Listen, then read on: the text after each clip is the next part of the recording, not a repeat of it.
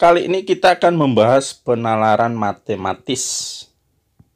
Nah, jikalau kita mau melihat video-video lainnya, dapat kita lihat linknya di deskripsi dari video ini.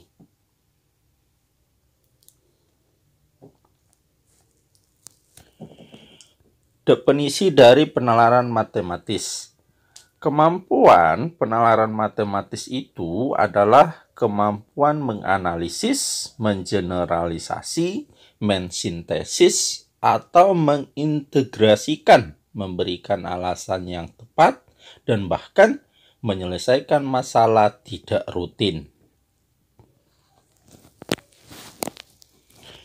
Indikator-indikator penalaran matematis adalah sebagai berikut. Yang pertama, memberikan alasan terhadap kebenaran solusi. Yang kedua, melakukan manipulasi matematis. Dan yang ketiga, mengajukan dugaan. Serta yang keempat, menarik kesimpulan dari pernyataan. Jenis-jenis penalaran. Nah, secara umum penalaran itu terbagi atas dua bagian, yaitu penalaran induktif dan penalaran deduktif.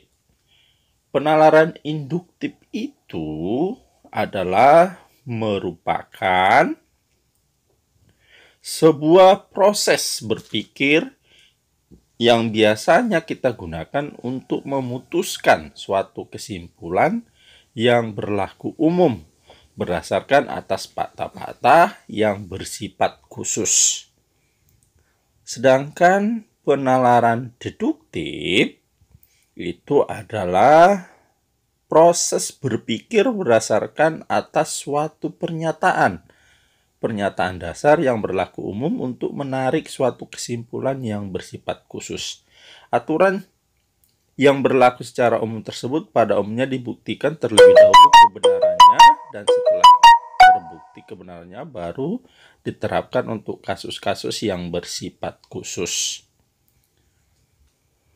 Nah, penalaran induktif itu kata orang kadangkala juga disebut dengan proses yang dapat menyimpulkan secara umum dari hasil observasi yang terbatas.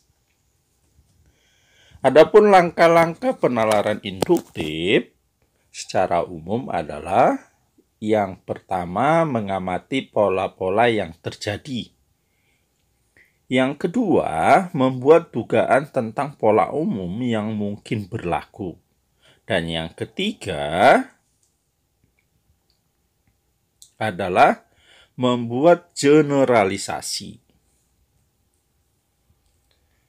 Sedangkan penalaran deduktif, ada orang yang menyatakan atau banyak orang menyatakan bahwa penalaran deduktif adalah penalaran yang menggunakan logika untuk menarik suatu atau lebih kesimpulan berdasarkan pemisalan yang ada.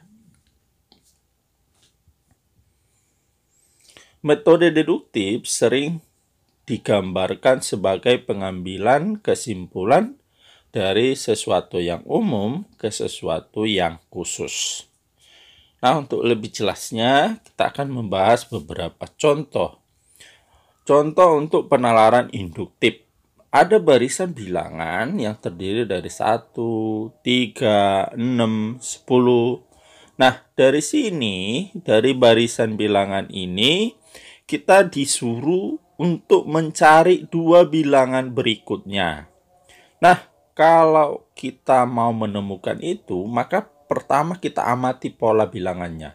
Dari 1 ke 3 itu bedanya 2, 3 ke 6 itu bedanya 3, 6 ke 10 berarti 6-nya harus kita tambah 4 supaya menjadi 10. Kemudian kita amati positif 2, positif 3, positif 4. Berarti berikutnya adalah positif 5, lalu positif 6. Artinya kita tambah 5 dan kita tambah 6. Nah, dengan demikian, maka bisalah kita cari bahwa bilangan yang ini, yang mau kita cari di sini, atau bilangan yang pertama ini adalah merupakan penjumlahan dari 10, yaitu bilangan sebelumnya kita tambahkan dengan 5. Maka kita peroleh hasilnya ini adalah 15. Sedangkan bilangan berikutnya atau yang terakhir yang diminta itu berarti 15, yaitu bilangan sebelumnya kita tambahkan dengan 6. Sehingga kita peroleh hasilnya 21. Dengan demikian, kedua bilangan yang diminta itu adalah 15 dan 21. Contoh penalaran deduktif. Nah, ada barisan bilangan 2, 4, 6, 8, 10, 12, dan seterusnya, sampai yang terakhir 100. Lalu kita disuruh menentukan berapa jumlah dari pola di atas. Nah, kalau kita amati, dari 2 ke 4 itu selisihnya 2, 4 ke 6 juga 2, 6 ke 8 juga 2, 8 ke 10 juga 2, 10 ke 12 juga 2. Dengan demikian, berarti bisa kita tuliskan beda dari barisan bilangan ini atau selisih itu adalah 2. Nah, karena kita sudah memperoleh bedanya 2, maka bisa kita katakan bahwa barisan di atas itu atau barisan di soal itu adalah barisan aritmatika. Lalu yang 100 inilah yang kita sebut dengan suku yang terakhirnya atau sering kita lambangkan dengan UN. Nah, UN ada 100, maka kita bergerak dari UN-nya. UN sama dengan 100.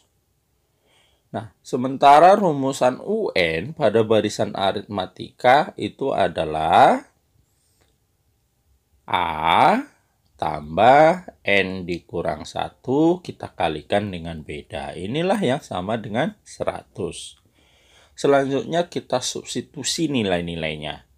A itu adalah merupakan suku pertama, yaitu kebetulan 2 dari suku pertama dari barisannya. Lalu N dikurang 1 beda. Bedanya juga kebetulan 2, maka kita isikan 2. Inilah yang sama dengan 100. 2 tambah, ini kita kalikan ke dalam. 2 kali N itu 2N, 2 kali min 1 berarti menjadi minus 2. Ini sama dengan 100.